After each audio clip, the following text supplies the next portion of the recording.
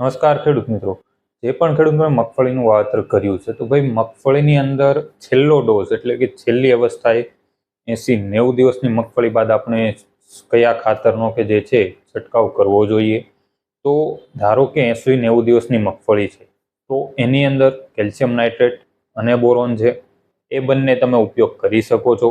Calcium nitrate જે છે એ તમે 100 ગ્રામ પ્રતિ પંપ અને એની સાથે બોરોન 20% જે આવે છે એ તમે 15 થી 20 ગ્રામ પ્રતિ પંપ લે અને છંટકાવ કરી શકો છો।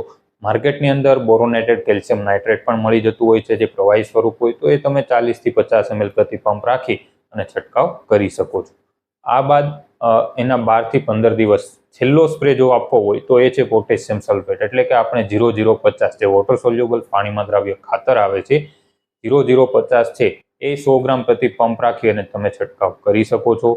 આ બે જે ત્રણ ખાતરો છે કેલ્શિયમ નાઇટ્રેટ બોરોન અને 0050 મગફળીની અંદર છેલ્લી અવસ્થામાં માત્ર આનો જ ઉપયોગ કરવાનો આગ્રહ રાખવો।